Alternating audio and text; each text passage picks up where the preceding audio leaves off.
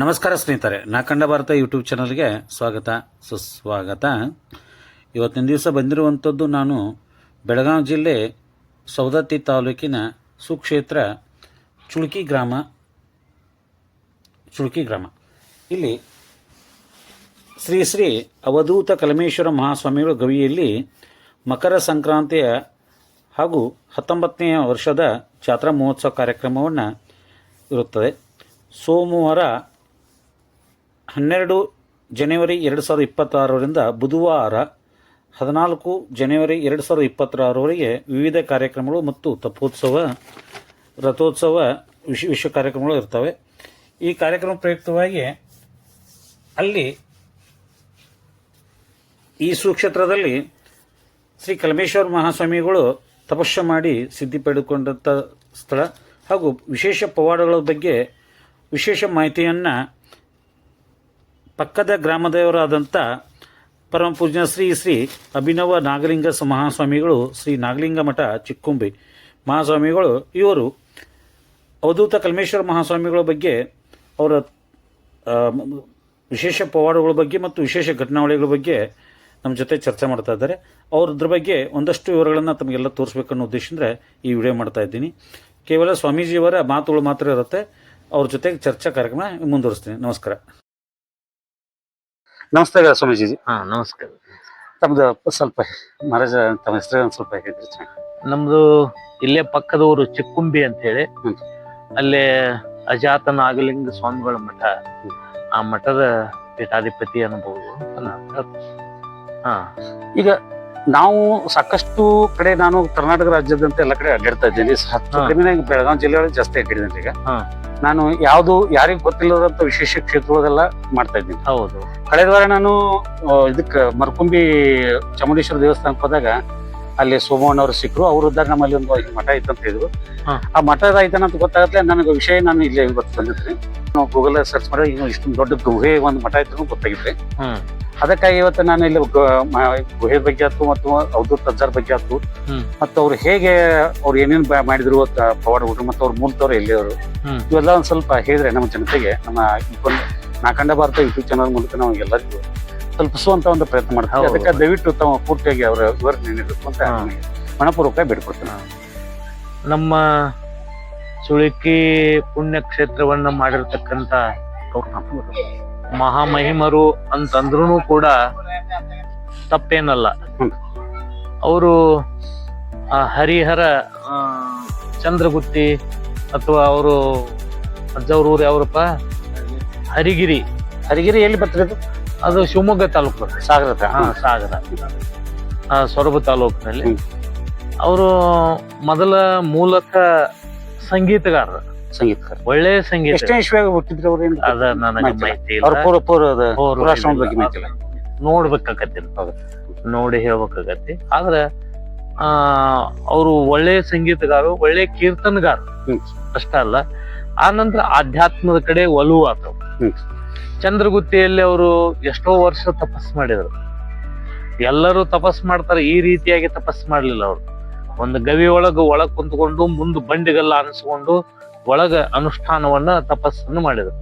ಅಲ್ಲಿಂದ ಹಂಗ ಸಂಚಾರ ಮಾಡ್ತಾ ಚಂದ್ರಗುತ್ತಿಯಲ್ಲಿ ಅನೇಕ ವರ್ಷಗಳ ತಪಸ್ ಮಾಡಿ ಸಂಚಾರ ಮಾಡ್ತಾ ಈ ಅನೇಕ ಪುಣ್ಯ ಕ್ಷೇತ್ರಗಳನ್ನ, ನಮ್ಮ ಭಾರತದಲ್ಲಿರ್ತಕ್ಕಂಥ ಎಲ್ಲ ದೇಶಗಳನ್ನ ಅಂದ್ರ ಎಲ್ಲಾ ಕಡೆನೂ ಸಂಚಾರ ಮಾಡ್ಯಾರ. ನಡುವಿನ ನಾಡುಗಳನ್ನು ಕೂಡ, ತಾಲೂಕು, ಜಿಲ್ಲಾ ಏನದಾವಲ್ಲ ಇವನ್ನೆಲ್ಲವನ್ನು ಸಂಚಾರ ಮಾಡ್ಯಾರ. ಒಂದು ಅವ್ರು ಹೇಳಾಕತ್ತಿದ್ರು ಅಂತಂದ್ರ, ಹೋಟೆಲ್ನಾಗ ಹೋಗಿ ಕುಂತ ನಾವ್ ಏನೈತಿ ಅಂತ ಕೇಳಿದಿವಿ ಅಂತಂದ್ರ ಹೆಂಗ ಹೋಟೆಲ್ಗಾರ ಒಂದಿಡದ ಏನ ಹೇಳ್ತಾನಲ್ಲ, ಆ ರೀತಿಯಾಗಿ ನೀವು ಎಲ್ಲೆಲ್ಲಿ ಸಂಚಾರ ಮಾಡಿದ್ರಿ ಅಂತಂದ್ರ ಸಾಕು, ಅವರೆಲ್ಲನೂ ಪೂರ್ತಿಯಾಗಿ ವಿವರವಾಗಿ ಹೇಳ್ತಿದ್ರು ನಮ್ಗೆ. ಇಷ್ಟೆಲ್ಲ ಸಂಚಾರ ಮಾಡ್ತಾ ಇಲ್ಲಿಗೆ ಬರ್ಬೇಕಾದ ಕಾರಣ ಏನು ಅಂತಂದ್ರೆ, ಮೂಲತಃ ಇಲ್ಲೊಬ್ರು ಸಿದ್ದರಾಮ ಶಿವಯೋಗಿಗಳಂತ ಆಗ್ಬೋದು. ಸಿದ್ದರಾಮ ಶಿವಯೋಗಿ ಅವರು 1978ರೊಳಗ ಅವ್ರ ದೇಹ ಬಿಟ್ಟಾರ. ಈಗ 50 ವರ್ಷ, 78 ಅಥವಾ 75ರಾಗ ದೇಹ ಬಿಟ್ಟಾರ. 50 ವರ್ಷದೊಳಗೆ 50 ವರ್ಷದೊಳಗೆ ಅವರು ಹೋಗುವ ಕಾಲಕ್ಕ ಅಥವಾ ಅವರು ತಮ್ಮ ಲಿಂಗದೊಳಗ ಆಗುವ ಒಂದು ಸಂದರ್ಭದಲ್ಲಿ ಇಲ್ಲಿ ಹೇಳಿದ್ರಂತ, ಒಬ್ಬ ಮಹಾತ್ಮ ಬರ್ತಾ ಇದ್ದಾನ, ಅವ ಹುಚ್ಚನು ಹಂಗ ಇರ್ತಾನ, ಅವಧೂತ್ ಇರ್ತಾನ. ಅವನು ಬಾಳ ನೀವು ಇದನ್ ಮಾಡ್ಕೊಂಡು ಊರೊಳಗೆ ಇಟ್ಕೋಬೇಕು ಅಂತ ಊರನ್ನ ಹಿರಿಯರಿಗೆ ಕೂಡ ಹೇಳಿದ್ರು. ಆ ರೀತಿಯಾಗಿ ಬಂದ್ರು. ಬಂದಿಂದ ಕೆಲವು ದಿನ ಅಲ್ಲಿ ದರ್ಗಾ ಅಂತದ, ದರ್ಗಾದಾಗ ಉಳ್ಕೊಂಡ್ರು. ಇಲ್ಲಿ ಉಡ್ಸಮ್ಮನ ಗುಡಿ ಅಂತದ, ಗುಡಿಯಾಗ ಉಳ್ಕೊಂಡ್ರು. ಅಲ್ಲೇ ಒಂದು ಮಠ ಅದ, ಅಡವಿ ಸಿದ್ದೇಶ್ವರ ಮಠ ಅಂತ, ಅಲ್ಲಿ ಉಳ್ಕೊಂಡ್ರು. ಆಮ್ಯಾಗ ಇಲ್ಲಿ ಮ್ಯಾಲೂ ಉಳ್ಕೊಂಡಾರ. ಅಲ್ಲಿಂದ ಇಲ್ಲಿ ಬಂದು ಸ್ಥಾನಮಾನ ಮಾಡ್ಕೊಂಡ್ರು. ಈ ಸ್ಥಾನಮಾನ ಮಾಡ್ಕೋಬೇಕಾದ್ರೆ ಇದಕ್ಕೊಂದು ಕಾರಣ, ನಮ್ಮ ಗುರುನಾಥರವ್ರ ಪರಮ ಶಿಷ್ಯರಾಗಿರ್ತಕ್ಕಂಥ ಗುರುನಾಥರವ್ರು ಸಿದ್ಧಾರೂಢ ಶಿಷ್ಯರಾಗಿರ್ತಕ್ಕಂಥ ಗುರುನಾಥರವ್ರ ಕುಂತವಾದ ಪುಣ್ಯಸ್ಥಾನ ಇದು. ಪುಣ್ಯಸ್ಥಾನ ಇದು. ಈ ಸ್ಥಾನದಲ್ಲಿ ಬಂದು ಇದನ್ನ ಗವಿಯನ್ನ ನಿರ್ಮಾಣ ಮಾಡಿದ್ರು. ಗವಿ ನಿರ್ಮಾಣ ಮಾಡ್ಬೇಕಾಗಿತ್ತು ಅಂದ್ರೆ ಯಾವ ಇಂಜಿನಿಯರ್ ಇಲ್ಲ ಏನಿಲ್ಲ, ಅವರ ಇಂಜಿನಿಯರ್, ಅವರ ಆ ಸ್ಕೆಚ್ ಹಾಕವ್ರು. ಇದೇ ರೀತಿ ಆಗ್ಬೇಕು ಅಂತ ಅನ್ನತಕ್ಕಂಥವ್ರು ಲೀಲಾಮಹಿಮರ, ಸಾಮಾನ್ಯರಲ್ಲ. ಅದನ್ನ ಈ ರೀತಿಯಾಗಿ ಗವಿಯನ್ನ ಏನ್ ಮಾಡಿದ್ರು ಅಂತಂದ್ರೆ ನಿರ್ಮಾಣ ಮಾಡಿದ್ರು. ಈ ಗವಿ ಒಳಗೆ ಏನದ ಅಂತಂದ್ರೆ ಭೂಮಂಡಲ, ದೇವಮಂಡಲ, ತಾರಾಮಂಡಲ ಅಂತ ಹೇಳಿ 3 ಮಂಡಲಗಳನ್ನು ಕೂಡ ಈ ಗವಿ ಒಳಗ ಕಾಣುವ ರೀತಿಯಲ್ಲಿ ಇದನ್ನೇನ್ ಮಾಡ್ಯಾರ, ನಿರ್ಮಾಣ ಮಾಡ್ಯಾರ. ಅಂದ್ರೆ ಈಗ ನಾನು ಸಾಕಷ್ಟು ಗುಹೆಗೊಳಗೆಲ್ಲ ಹೋಗಿದ್ದೇನೆ. ಈ ತರದ್ದು ದೇವಸ್ಥಾನದ ಅಂದ್ರೆ ವಿಶೇಷವಾಗಿ 12 ಜ್ಯೋತಿರ್ಲಿಂಗ ಒಂದು ಮಾರ್ಗದ ಎಲ್ಲಾ ಒಂದೇ ಒಂದು ಮಾರ್ಗದ ಅಥವಾ ಒಂದು ದೇವಸ್ಥಾನ ಮಾತ್ರ ಇರುತ್ತೆ. ಇಲ್ಲಿ ಎಷ್ಟು ದೇವಸ್ಥಾನಗಳು ಈ ಗುಹೆ ಒಳಗೊಟ್ಟು? ಅವರು ಅವಧೂತರು, ಅವಧೂತರ 12 ಜ್ಯೋತಿರ್ಲಿಂಗನು ಅದಾವ ಇಲ್ಲಿ. 12 ಜ್ಯೋತಿರ್ಲಿಂಗ. ಆ ನಂತರ ತಾರಾಮಂಡಲ್ ಅಂತ ಹೇಳಿ ನಕ್ಷತ್ರಗಳ ಕಂಬನು ಮಾಡ್ಯಾರ, ನಕ್ಷತ್ರ ಕಂಬ. ಆ ನಂತರ ಸುತ್ತು ಕಡೆ ಏನದಲ್ಲ ದೇವಮಂಡಲ ಅಂತ ಮಾಡ್ಯಾರ. ಇಲ್ಲಿ ಇದ ಜಾತಿ ದೇವರ ಇರಬೇಕು ಅಂತ ಏನಿಲ್ಲ, ಮತ್ತ ಇದ ಕಾಸ್ಟ್ನವ್ರಿಗೆ ಸಂಬಂಧಪಟ್ಟದ್ದೈತಿ ಅಂತ ಅನ್ನುವಂಗಿಲ್ಲ. ಎಲ್ಲರನ್ನೂ ಅಪಗೊಳ್ತಕ್ಕಂತ ಗವಿ ಯಾವ್ದಾರ ಇತ್ತು ಅಂದ್ರೆ, ದೇವಸ್ಥಾನ ಯಾವ್ದಾರ ಇತ್ತು ಅಂತಂದ್ರೆ, ನಮ್ಮ ಸಾರ್ವಜನಿಕರನ್ನ ಜಾತಿ ಮತ ಕುಲ ನೋಡ್ದಂಗ ಅಪಗೊಳ್ತಕ್ಕಂಥದ್ದು ಯಾವ್ದಾರ ಇತ್ತು ಅಂತಂದ್ರೆ, ನಮ್ಮ ಸುತ್ತಮುತ್ತದೊಳಗಿರ್ತಕ್ಕಂಥ ನಮ್ಮ ಚುಳಿಕಿಯ ಯಾವ ಅವಧೂತ ಕಲೆಯಜ್ಜವ್ರು ಮಾಡಿರ್ತಕ್ಕಂಥ ಇದೊಂದು ಗವಿ ಅಂತ. ಕಲೆಯಜ್ಜರ್ ಮತ್ತ ಪವಾಡಗಳು ಏನಾದ್ರು ವಿಶೇಷ ಅದಾವ? ಪವಾಡ ಏನೇನ್ ಮಾಡಿದಾರೆ ಪವಾಡಗಳು? ಅನೇಕ ಪವಾಡಗಳು. ಈಗ ಉದಾಹರಣೆಗೆ ನಾವು ನಾಗಲಿಂಗ ಅಜ್ಜಾರ್ದು ಸಿದ್ಕಿ ಮೇಲೆ ನಾವು ಕಣ್ಣಾರೆ ಕಂಡದ್ದದ ಇಲ್ಲಿ. ಹೌದ್ರಿ, ನಾವು ಕಣ್ಣಾರೆ ಕಂಡದ್ದು. ಅಂದ್ರೆ ವಿಶೇಷ ನಾವು ಕಟ್ಟಕತೆ ಒಳಗೆ ಕೇಳ್ತೀವಿ. ಈಗ ನಾವು ನಾಗಲಿಂಗಜ್ಜವ್ರು ನಾವು ಇಲ್ಲ ನೀವು ಇಲ್ಲ. ಹೌದ್ರಿ. ಇನ್ನು ಅನೇಕ ಮಹಾತ್ಮರು ಕೇಳ್ತೇವ್ ನಾವು, ಹಾನ್ರಿ. ಸುಳ್ಳಂತಿ ಅಲ್ಲ. ಹೌದ್ರಿ. ಗ್ರಂಥ ಮುಖವಾಗಿ ಬಂದದ್ದು ನಾವು ನಂಬಲೇಬೇಕಾಗ್ತದೆ. ಮತ್ತೆ ನಾವು ಕಣ್ಣಾರೆ ಕಂಡದ್ದು ಕೆಲವು ಅದಾವ ಇಲ್ಲಿ. ಹಾನ್ರಿ. ನಾವು ಕಣ್ಣಾರೆ ಕಂಡದ್ದು. ಹಾನ್ರಿ. ಒಮ್ಮೆ ಗವಿ ನಿರ್ಮಾಣ ಹಂತದಲ್ಲಿ ನಡೆದಾಗ ಇಲ್ಲಿ ಏನ್ ಮಾಡಿದ್ರು ಅಂತಂದ್ರ ಒಂದ 10 ಫೂಟ್ನಷ್ಟು ಒಂದು ತಗ್ಗು ತೆಗಿಸಿದ್ರು ಅವ್ರು ಅಗಲಾಗಿ. ಒಂದು 4 ಬಟ್ ಅಗಲ್ ತೆಗಿಸಿದ್ರು ಎತ್ತರ ತೆಗಿಸಿ ಅದ್ರ ತುಂಬಾ ಬೆಂಕಿ ಹಾಕಿದ್ರು. ಅದ್ರ ಏನ ತೆಗ್ಗಿನ ತುಂಬಾ ಬೆಂಕಿ ಹಾಕಿ ಅದ್ರೊಳಗ ಜ್ವಾಳನೆಲ್ಲ ಹೋಗದ್ರು. ಆ ಬೆಂಕಿ ಒಳಗ ಜ್ವಾಳ ಹೋಗದ್ರ ಏನಾಕತಿ, ಹಳ್ಳಾಕತಿ. ಆದ್ರ ಜ್ವಾಳ ಹೋಗದ್ ಏನ್ ಮಾಡಿದ್ರು, ಆ ನಂತರ ಅದಕ್ಕೆ ಮಣ್ಣು ಹಾಕ್ಸಿದ್ರು. ಮಣ್ಣು ಹಾಕಿಸಿ ನೀರ್ ಬಿಟ್ರ, ಅದಕ್ಕೆ ನೀರ್ ಬಿಟ್ರೆ 8 ದಿನದಾಗ ಒಳ್ಳೆ ಉತ್ತಮವಾದಂತ ಪೈರನ್ನ ಕೊಟ್ರು. ಓಹ್, ಇದು ಇಷ್ಟ 40-50 ವರ್ಷದೇನ್ರಿ? ಅದು ಎಲ್ಲ ಇದೇ ಸ್ಥಳನ ಸುಟ್ಟುವಾದಂತ ಕಾಳು ಏನಾದ್ರು ಅಂತಂದ್ರೆ ಬೇಕಾಗಿ ಬೆಳೆದು. ಬಸವಣ್ಣವ್ರು ಹೇಳ್ತಾರೆ, ನೀನ್ ಒಲಿದರೆ ಕೊರಡು ಕೊನರು ಅದಯ್ಯ, ನೀನ್ ಒಲಿದರೆ ಬರಡು ಹಿನ ಉದಯ್ಯ. ಹೌದು, ನಾಗಲಿಂಗಜ್ಜವರು ಕೂಡ ಹುರಿದ ಕಡ್ಲಿ ಬಿತ್ತಿ ಹೆಂಗ್ ಬೆಳಿ ತೆಗದ್ರಲ್ಲ, ಅದೇ ರೀತಿಯಾಗಿ ಹುರಿದ ಜ್ವಾಳದವನ್ನ ಬಿತ್ತಿ ಬೆಳಿ ತೆಗೆದಿರ್ತಕ್ಕಂತ ನಮ್ಮ ಕಲ್ಲೇಶ್ವರ ಅವಧೂತರು ಅಂತ, ಸಾಮಾನ್ಯರಲ್ಲ. ಮತ್ತೆ ಅವರಿಂದ ವಿಶೇಷವಾದ ಮತ್ತೆ ಪವಾಡಗಳು, ವಿಶೇಷವಾದ ಪವಾಡಗಳು ನಿಮ್ಗೆ ಹೇಳ್ಬೇಕಂತಂದ್ರೆ, ಅವರಲ್ಲಿ ಅನಿಮ, ಮಹಿಮಾ, ಲಗಿಮ, ಪ್ರಾಪ್ತಿ, ಪ್ರಾಕಮ್ಯ, ಈಶತ್ವ, ವಶತ್ವ ಅನ್ನತಕ್ಕಂತ ಸಿದ್ಧಿಗಳು ಅವ್ರ ಪಾದದಡಿಯಲ್ಲಿ ಬಿದ್ದಿತ್ತು.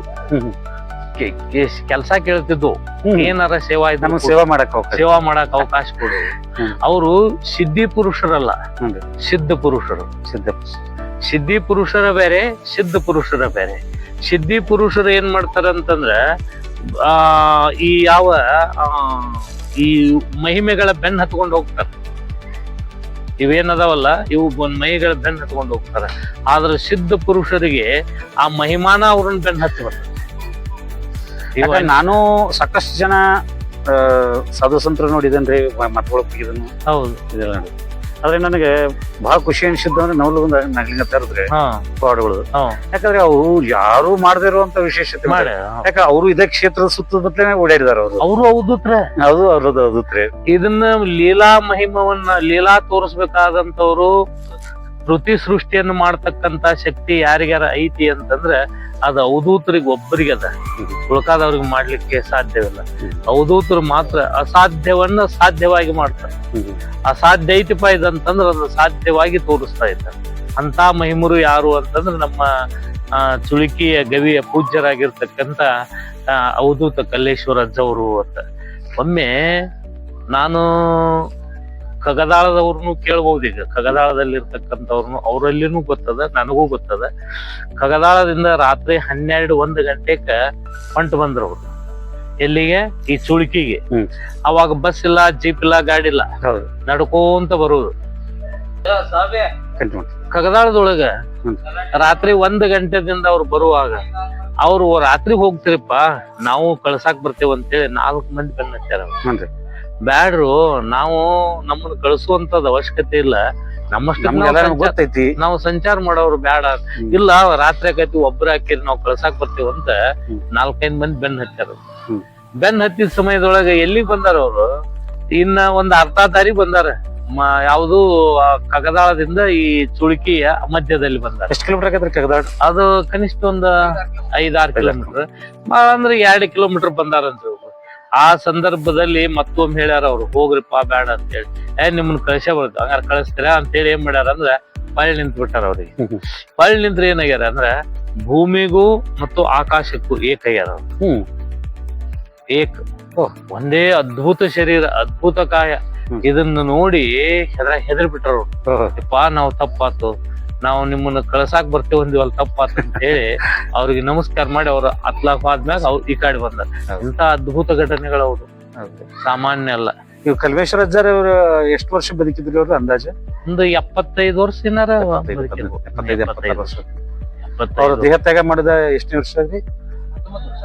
19 ವರ್ಷ. 19 ವರ್ಷ. ಹಾ ಅಂದ್ರೆ 2005-6. ಹಾ ಈಗ ಅವ್ರದ ಗದಿಗೆ ಎಲ್ಲಿ ಬಿಡ್ರಿ? ಅದು ಇದ್ರೊಳಗದ ಯಾವ್ರದು ಅಂಡಿಗೆ ಒಳಗ. ಅಂಡಿಗೆ ಮಾಡಿಲ್ಲ? ಇಲ್ಲ ಇಲ್ಲ ಅಂಡಿಗೆ ಒಳಗ ಅವ್ರದ ಗದ್ದಿಗೆ. ಸಾಕಷ್ಟು ಪವಾಡಗಳು ಮಾಡಿ ಗೀಸಂದ್ರೆ ಅವ್ರ ದೇಹತ್ಯಾಗ ಮಾಡಿದ್ದು ಈಗ ಒಂದು 19 ವರ್ಷ. 19 ವರ್ಷ. ಒಳ್ಳೇದತ್ರಿ. ನೀವು ಕಲ್ಮೇಶ್ವರ ಅಜ್ಜಾರ್ ಬಗ್ಗೆ ಯಾರಿಗೂ ಮಾಹಿತಿ ಇಲ್ಲ? ಇಲ್ಲ, ನಾ ಅವ್ರ ಕಡೆ ನಾನು ಶಾಸ್ತ್ರ ಅಭ್ಯಾಸ ಮಾಡೇನಿ. ಓ ಹೌದ್ರಿ? ನಾನ ಬೆಳಿಗ್ಗೆ 11 ಗಂಟೆಗೆ ಇಲ್ಲಿ ಬಂದೆ ಅಂದ್ರೆ 2 ಗಂಟೆಗೆ ನಾ ಹೊಳ್ಳಿ ಮಠಕ್ಕೆ ಕೂತಿದ್ದೆ. 2 ಗಂಟೆ ಮಧ್ಯಾಹ್ನದೊಳಗೆ ನನಗೆ ಶಾಸ್ತ್ರ ಶ್ರವಣ ಮಾಡಿಸ್ತಿದ್ದ ಇದ್ದು, ಹೇಳ್ತಿತ್ತು, ಶಾಸ್ತ್ರವನ್ನು ಹೇಳ್ತಾ ಇದ್ದೆ ಅಂತ. ಅನೇಕ ರೀತಿಯಿಂದ ಪವಾಡಗಳನ್ನು ಮಾಡಿದ್ರು, ಒಂದಲ್ಲ ಎರಡಲ್ಲ. ಅವಧೂತರು ಅಂತಂದ್ರೆ ಸಾಮಾನ್ಯರಲ್ಲ. ನಮ್ಮ ಇದೊಂದು ಪುಣ್ಯ ಯಾವುದು ಅಂತಂದ್ರ ಈ ಚುಳುಕಿ ಗ್ರಾಮಕ್ಕೆ ಅವ್ರು ಬಂದದ್ದ ಒಂದು. ಅಜ್ಜಾರ್, ನಾನು ನಮ್ಮ ಪ್ರಶ್ನೆ ಕೇಳಿದ್ರೆ, ಈ ಅಗೋರಿಗಳಿಗೂ ಮತ್ತು ಅವಧೂತರಿಗೂ ಏನ್ ವ್ಯತ್ಯಾಸ ರೀ? ಅಗೋರಿಗಳಿಗೂ ಅವಧೂತರಿಗೂ ಬಹಳ ವ್ಯತ್ಯಾಸ ಅದ. ಅಗೋರಿಗಳ ಮಾರ್ಗನ ಬೇರೆ, ಅವಧೂತರ ಮಾರ್ಗನ ಬೇರೆ. ಹೆಂಗೇನು ವ್ಯತ್ಯಾಸ ಆಗತ್ತೆ? ಅವರು ಶಿವನ ಆರಾಧಕರ, ಇವರು ಶಿವನ ಆರಾಧಕ. ಅಗೋರಿಗಳಲ್ಲಿ ಏನದ ಅಂತಂದ್ರ ಶಸ್ತ್ರಗಳನ್ನು ಬಳಸ್ತಾರ. ಮತ್ತ ಅವರು ಅಕ್ರಾಳ ವಿಕ್ರಾಳವಾಗಿರ್ತಕ್ಕಂಥದ್ದು. ಅಗೋರಿಗಳು ಮತ್ತು ಗೋರಿಗಳಂತ ಇನ್ನೂ ಒಬ್ರು. ಗೋರಿ ಅಗೋರಿ ಅಂತ ಹೇಳಿ. ಈ ಕುಂಭ ಸ್ನಾನದ ಅಂದ್ರೆ ಈಗ ಕುಂಭಮೇಳ ಕಳೆದ ವರ್ಷ, ಆಗಲ್ಲಿ ಅಗೋರಿಗಳು ಬಂದಿರ್ತಾರ. ಅಗೋರಿಗಳು ಬಂದಿರ್ತಾರ, ನಾಥ ಪಂಥದವ್ರು ಬಂದಿರ್ತಾರ, ಗೋರಿಗಳು ಬಂದಿರ್ತಾರ. ಸಾಮಾನ್ಯವಾಗಿ ನಮ್ಮ ನಾಡಿನಲ್ಲಿ ಇರ್ತಕ್ಕಂಥ ಎಲ್ಲ ಮಹಾತ್ಮರು ಕೂಡ ಅಲ್ಲಿ ಹೋಗ್ತಾರ. ಸಾಮಾನ್ಯವಾಗಿ ಎಲ್ಲರೂ ಅಲ್ಲಿ ಇರ್ತಾರ. ಅಂದ್ರೆ ಅಗೋರಿಗಳು ಗುಡ್ಗಾಡು ಮತ್ತು ಗುಹೆಗಳಲ್ಲಿ ಮಾಡ್ತಾರೆ. ಹೌದು, ಇವರು ಜನಸಂಪರ್ಕದಲ್ಲಿ ಇರಲ್ಲ. ಅಂದ್ರೆ ಈಗ ಅವಧೂತರು ಅಂದ್ರೆ ಜನಸಂಪರ್ಕದಲ್ಲಿ ಕೆಲಸ, ಜನರನ್ನ ಒಳ್ಳೆ ಮಾರ್ಗಕ್ಕೆ ತರುವಂತ ಕಾರ್ಯವನ್ನು ಮಾಡ್ತಕ್ಕಂಥವ್ರು ಅವಧೂತರು. ನಂದೊಂದು ಪ್ರಶ್ನೆ ವೈಯಕ್ತಿಕವಾಗಿ, ಧಾರ್ಮಿಕವಾಗಿ ನಮಗೆ ಕೇಳ್ತೀನಿ. ಈಗ ನಮ್ಮ ಇಷ್ಟೆಲ್ಲಾ ನಮ್ಮ ಹಿಂದೂ ಧರ್ಮದ ಮೇಲೆ ಅತ್ಯಾಚಾರ ಅನಾಚಾರ ನಡೀತಾ ಇದ್ದಾರೆ, ಹೌದಾ? ಈಗ ಸರ್ಕಾರದವರು ಪ್ರತಿಯೊಂದಕ್ಕೂ ಅಧರ್ಮೀಯರಿಗಿನೇ ಬಹಳ ಮಾನ್ಯತೆ ಕೊಡ್ತಾ ಇದ್ದಾರೆ. ಯಾಕ ನೀವು ಎಲ್ಲಾ ಮಠಾಧೀಶರು ಮತ್ತೆಲ್ಲಾ ಕೂಡಿಸಿ ಹಿಂದೂ ಧರ್ಮದವರಿಗೆ ಆಗ್ತಿರುವಂತ ಅನ್ಯಾಯ ಯಾಕೆ ತಿಳಿಯುವಂತ ಪ್ರಯತ್ನ ಮಾಡೋದು? ನಾವ್ ಈಗಾಗಲೇ ಅದರ ದೇಶದಿಂದ ನಮ್ಮ ಮೊನ್ನೆ ಬಬಲೇಶ್ವರದೊಳಗೆ ಕೂಡಿದ್ದ ಕಾರಣ ಅದರ ಬಬಲೇಶ್ವರ ನಮ್ಮ ಹಿಂದೂ ಧರ್ಮದ ಮೇಲೆ ಒತ್ತಡ ಬರುವುದರಿಂದ ಹ್ಮ್. ನಮ್ಮ ಹಿಂದೂ ಧರ್ಮವನ್ನ ಹಿಂದೂಗಳನ್ನು ಒಡೆದು ಆಳ್ಬೇಕು ಅನ್ನತಕ್ಕಂತ ಒಂದು ಉದ್ದೇಶವನ್ನು ಇಟ್ಕೊಂಡಿರ್ತಕ್ಕಂಥವ್ರು ಯಾರೇ ಆಗಲಿ ಹ್ಮ್. ಅದನ್ನ ತಡೆಗಟ್ಟುವುದಕ್ಕಾಗಿ ಮತ್ತೆ ನಮ್ಮ ಕನ್ನೇರಿ ಪೂಜ್ಯರು ಅದನ್ನ ಬಬಲೇಶ್ವರದೊಳಗ ಅದ್ಭುತವಾಗಿರ್ತಕ್ಕಂಥ ಕಾರ್ಯಕ್ರಮ ಮಾಡಿದ್ರು. ಕಾರಣ ಏನು? ಹ್ಮ್. ನಮ್ಮ ಹಿಂದೂ ಧರ್ಮಕ್ಕೆ ಯಾವುದು ಪೆಟ್ಟು ಬೀಳಬಾರ್ದು. ಹ್ಮ್. ನಮ್ಮ ಹಿಂದೂ ಧರ್ಮ ಸನಾತನ ಧರ್ಮ, ಈಗಿಂದಲ್ಲಿದು, ಇದಕ್ಕ ಆದಿ ಅಂತ್ಯ ಇಲ್ಲ. ಇದು ಮೂಲತಃ ಬಂದಿರತಕ್ಕಂಥದ್ದು. ಈ ಧರ್ಮವನ್ನ ಕಾಯ್ಬೇಕು ಅನ್ನೋ ಉದ್ದೇಶದಿಂದನ ಮೊನ್ನೆ ಬಬಲೇಶ್ವರದಾಗ ಎಲ್ಲಾ ಮಹಾತ್ಮರು, ಸಾವಿರಾರು ಮಹಾತ್ಮರು ಕೂಡಿದ್ರಲ್ಲಿ. ನಾನು ಅದ್ರೊಳಗಿದ್ದೆ, ನೀವಿದ್ರಿ, ನಾವು ಇದ್ನೆ. ಕಾರ್ಯಕ್ರಮ ಪೂರ್ತಿ ಬಹಳ ಪೂರ್ಣ ನೋಡಿದ್ವಿ ನಾವು. ಹ್ಮ್. ಅದ್ಭುತವಾಗಿರ್ತಕ್ಕಂಥ ಕಾರ್ಯಕ್ರಮವನ್ನು ನಮಗ್ ಎದಕ್ ಮಾಡಿದ್ರು? ಎಲ್ಲಾ ಮಹಾತ್ಮರು ಕೂಡಿ ಅದನ್ನ ಮಾಡಾಕ್ತಾರೆ ಈಗ. ಹ್ಮ್. ನಮ್ಮ ಹಿಂದೂ ಧರ್ಮ, ಯಾಕಂದ್ರೆ ಸನಾತನ ಧರ್ಮ ಯಾವ್ದೋ ಒಂದು ಜಾತಿ ತಮ್ಮ ವೋಟ್ ಬ್ಯಾಂಕ್ಗೋಸ್ಕರ ಯಾವ್ದೋ ಒಂದು ಸಮಾಜದ ಮಾತ್ರ ತುಷ್ಟೀಕರಣ ಮಾಡಿ, ಈಗ ನಮ್ಮಲ್ಲಿ ಸಾಕಷ್ಟು ಮಳೆ ಬಂದು ಸಾಕಷ್ಟು ಪ್ರವಾಹಗಳು ಬಂದು ಮನೆಗಳು ಕಳ್ಕೊಂಡ್ರು, ಗುಡ್ಗಾಡ್ ಬಿದ್ದು ಎಷ್ಟೋ ಮಂದಿ ತೊಂದರೆ ಆಯ್ತು. ಹೌದು. ಅವ್ರಿಗೆ ಸಹಾಯ ಮಾಡದೇ ಇರುವಂತ ಸರ್ಕಾರನ ನಮ್ಮ ಹಣ ಅಂದ್ರೆ ನಾವು ಕಟ್ಟಿರುವಂತ ಟ್ಯಾಕ್ಸ್ ನ ತಗೊಂಡು ಬಾಂಗ್ಲಾದೇಶ ಮತ್ತು ಕೇರಳದಿಂದ ಬಂದಂತ ಅಕ್ರಮವಾಗಿ ಬಂದಂತ ನಮ್ಮ ಬೆಂಗಳೂರ ಒಂದು ವಸಂತ ಕೋಗಿಲೆ ಒಂದು ಏರಿಯಾದಾಗ ಮನಿ ಕಟ್ಕೋದಾರ, ಅವನ ಸರ್ಕಾರ ಜಾಗದಲ್ಲಿ ಕಟ್ಟಿದಾರ ಅಂತ ಹೇಳಿ ಕೇಳಿದ ತಕ್ಷಣ ಮತ್ತೆ ಸರ್ಕಾರ ಹೋಗಿ ಅವ್ರಿಗೆ ಮತ್ತೆ ಸಹಾಯ ಮಾಡಿ ಮನಿ ಕಟ್ಟಿಕೊಡ್ತಾರೆ. ಇದ್ರ ಬಗ್ಗೆ ನಿಮ್ಮ ಅಭಿಪ್ರಾಯ? ಯಾಕಂದ್ರೆ ನಾನು ಇದು ವೈಯಕ್ತಿಕವಾಗಿ ಕೇಳ್ತಾ ಇದ್ದೀನಿ ಅಂತ ತಿಳ್ಕೊರಿ ಅಥವಾ ಧಾರ್ಮಿಕವಾಗಿ ಕೇಳ್ತಾ ಇದ್ದೀನಿ ಅಂತ ತಿಳ್ಕೊರಿ, ನಿಮ್ಮ ಅಭಿಪ್ರಾಯ ಸ್ವಲ್ಪ. ನಾನು ರಾಜಕೀಯ ಒಳಗ ಅಷ್ಟೊಂದು ಇಲ್ಲ. ಮತ್ತ ರಾಜಕಾರಣಿಗಳನ್ನ ಪೂರ್ತಿಯಾಗಿ ನಂಬವನು ಅಲ್ಲ ನಾನು. ಯಾಕಂತಂದ್ರೆ ನಾನು ರಾಜಕಾರಣದಿಂದ ಆಯ್ತು, ಒಂದು ಊರೊಳಗಿರ್ತಕ್ಕಂತ ಪಂಚಾಯತಿ ರಾಜಕಾರಣಕ್ಕೂ ಸಂಬಂಧ ಇಲ್ಲದ ಮನುಷ್ಯ. ಇಲ್ಲ, ಮಠಾಧೀಶರಾಗ್ಲಿ ಸ್ವಾಮಿಗಳಾಗ್ಲಿ ಇರಬಾರ್ದು, ಕರೆಕ್ಟ್ ಒಪ್ಪತ್ತು, ರಾಜಕೀಯದಾಗ ಇರಬಾರ್ದು. ಆದ್ರೆ ಧರ್ಮಕ್ಕೆ ಚಿತ್ತೆ ಬಂದಾಗ ನಾವ್ ಎಲ್ಲಾರು ಒಗ್ಗಟ್ಟಾಗಬೇಕಲ್ಲ. ಅಲ್ಲ, ಮತ್ತೀಗ ಅದನ್ನ ನಡೆದದ ಈಗ ಎಲ್ಲಾರು ಒಗ್ಗಟ್ಟಾಗುವಂತ ಎಲ್ಲಾ ಸಾಧು ಸತ್ಪುರುಷರು, ಅವಧೂತರು, ಶರಣರು, ಸಂತರು, ಮಾಂತರು ಮಾಡುವಂತ ಕಾರ್ಯ ಏನೀಗ ಅಲ್ಲೆಲ್ಲೆಲ್ಲಿ ಕಾರ್ಯಕ್ರಮ ಯಾಕೆ ನಡೀತಾ ಇದ್ದಾವಂತಂದ್ರ ನಮ್ಮ ಹಿಂದೂ ಧರ್ಮಕ್ಕೆ ಬಂದಿರತಕ್ಕಂತ ಆಘಾತವನ್ನ ತಪ್ಪಿಸುವುದಕ್ಕೋಸ್ಕರ. ನಮ್ಮ ಹಿಂದೂಗಳಿಗೆ ಒಂದಿಲ್ಲ ಒಂದು ತೊಂದ್ರೆ. ಈಗ ಯಾವ್ದೋ ಒಂದು ದೇಶದಲ್ಲಿ, ಬಾಂಗ್ಲಾದೇಶದಲ್ಲಿ ನಮ್ಮ ಹಿಂದೂಗಳನ್ನ ಗಿಡಕ್ಕೆ ಕಟ್ಟಿ ಬಡಿದ್ರು, ಸುಟ್ರು. ಇವೆಲ್ಲವೂ ಕಾರಣ ಏನು ಅಂತಂದ್ರ ನಮ್ಮ ಹಿಂದೂ ನಮ್ಮೊಳಗ ನಮ್ಮನ್ನ ಏನ್ ಮಾಡ್ತಾ ಇದ್ದಾರಂತಂದ್ರ ಹತ್ಕೋರ್ ಅದ. ಅದಕ್ಕೋಸ್ಕರವಾಗಿ ಉಳಿದೆಲ್ಲ ಮಹಾತ್ಮರು ಏನ್ ಮಾಡಿದ್ದಾರೆ ಅಂತಂದ್ರ ಅದನ್ನ ನಿರ್ವಹಣೆ ಮಾಡೋದಕ್ಕಾಗಿ, ಅದನ್ನ ತಡಿ ಹಿಡಿಯುವುದಕ್ಕಾಗಿ ಎಲ್ಲಾ ಮಹಾತ್ಮರು ಆ ಕಾರ್ಯವನ್ನು ಮಾಡಾಕತ್ತಾರ. ಅದ್ ನಡೆದೈತಿ. ಹಿಂದಿಲ್ ನಾಳೆ ನಮ್ಮ ಹಿಂದೂ ಧರ್ಮಕ್ಕೆ ಒಂದು ಮಾನ್ಯತೆ ಅಥವಾ ಜಯ ಸಿಗ್ತತಿ ಅಂತಕ್ಕಂಥದ್ದು ನಾವು ಮರೆಯೋಂಗಿಲ್ಲ. ಧರ್ಮೋ ರಕ್ಷತಿ ರಕ್ಷಿತ. ಧರ್ಮವನ್ನ ನಾವು ರಕ್ಷಣೆ ಮಾಡಿದ್ರ ಧರ್ಮವು ನಮ್ಮನ್ನ ರಕ್ಷಣೆ ಮಾಡ್ತತಿ ಅನ್ನೋ ಒಂದು ಉದ್ದೇಶ ಆಗ್ತದೆ. ಇಲ್ಲ ಅಂತಲ್ಲ, ಸ್ವಲ್ಪ ಸಮಯ ಮತ್ತಿನ್ನು ಬಹುದಿನದಿಂದ ಬಂದಿರತಕ್ಕಂತ ಕಗ್ಗಂಟು ಬಿಚ್ಚಬೇಕಾದ್ರೆ ಹಂಗ ಬಿಚ್ಚೋದಿಲ್ಲ. ಒಂದ್ ಸ್ವಲ್ಪ ನಿಧಾನಗೊಟ್ಟು ಹೋದಾಗನ ಅದು ಕುಲ್ಲ ಆಗ್ತದೆ. ಅದಕ್ಕೆ ನಮ್ಮವ್ರು ಇತ್ಲಾಗ ಮನಸ್ಸು ಮಾಡ್ಬೇಕು. ನಮ್ಮವ್ರನ್ನ ಸ್ಮೃತಿ ಪಟಲದಲ್ಲಿ ಬದ್ಲಾಗ್ಯಾರ, ನಮ್ಮವ್ರ ಮೈಂಡ್ ಬದ್ಲಾಗ್ಯಾವ. ಅದಕ್ಕಾಗಿ ಏನು ಅಂತಂದ್ರ ಅದನ್ನ ಮೈಂಡ್ ಶುದ್ಧ ಮಾಡೋದಕ್ಕೆಲ್ಲ ಎಲ್ಲಾ ಮಹಾತ್ಮರು ಕೂಡ ಹಗಲಿರು ಅದಕ್ಕ ಹೆಣಗ್ತಾ ಇದ್ದಾರೆ, ಅದನ್ನ ಕಾರ್ಯಕ್ರಮಗಳು ಮಾಡ್ತಾ ಇದ್ದಾರೆ. ಹಿಂದೂ ಧರ್ಮ ರಕ್ಷಣೆಯನ್ನ ಆಗಬೇಕು ಅನ್ನತಕ್ಕಂತ ಉದ್ದೇಶ ಇಟ್ಕೊಂಡ ಎಲ್ಲಾ ಪೂಜ್ಯರು ಏನ್ ಮಾಡಾಕತ್ತಾರ ಅಂತಂದ್ರ ಸಂಚಾರ ಮಾಡಾಕತ್ತಾ ಇದಾರೆ, ಕೇಳ್ತಾ ಇದ್ದಾರೆ, ಮಾಡ್ತಾ ಇದ್ದಾರೆ. ಕಾರ್ಯಕ್ರಮ ಅದಕ್ಕಾಗಿ ನಡೀತಾ ಇದ್ದಾವ ಅನೇಕ ಕಾರ್ಯಕ್ರಮ. ಆಯ್ತು ಸ್ವಾಮೀಜಿ ಅವ್ರೆ, ನನಗೆ ಇಲ್ಲಿವರೆಗೂ ನೀವು ಕಲ್ಮೇಶ್ವರ ಅಜ್ಜಾರ್ ಬಗ್ಗೆನೂ ಒಂದಷ್ಟು ಮಾಹಿತಿ ಕೊಟ್ರಿ, ಅವ್ರ ಪವಾಡಗಳ ಬಗ್ಗೆನೂ ಹೇಳಿದ್ರಿ. ಆಮೇಲೆ ಹಿಂದೂ ಧರ್ಮಕ್ಕೆ ಸಾಧು ಸಂತರು ಏನ್ ಮಾಡ್ಬೇಕು ಅನ್ನೋದ್ರ ಬಗ್ಗೆನೂ ಒಂದಷ್ಟು ಮಾರ್ಗದರ್ಶನ ಮಾಡಿದ್ರಿ. ಇದೆಲ್ಲ ನೀವು ನಮ್ಗೆ ಇಷ್ಟೆಲ್ಲ ಮಾಹಿತಿ ಕೊಟ್ಟಿದ್ರಿ. ನಾನು ಇಷ್ಟೆಲ್ಲ ನೀವು ಮಾಹಿತಿ ಕೊಟ್ಟದಕ್ಕೆ ನಾನು ನಾ ಕಂಡ ಭಾರತ ಯೂಟ್ಯೂಬ್ ಚಾನಲ್ ಮೂಲಕ ನಾನು ನಿಮಗೆ ಹೃದಯಪೂರ್ವಕವಾಗಿ ಅಭಿನಂದನೆ ಸಲ್ಲಿಸ್ತೀನಿ. ತಮಗೆ ಸರ್ಸಾಂಗಗಳು ನಮಸ್ಕಾರಗಳು. ನಮಸ್ಕಾರ. ಮತ್ತೇನಾದ್ರು ಹೇಳಾದ್ರಿ? ನಮಸ್ಕಾರ.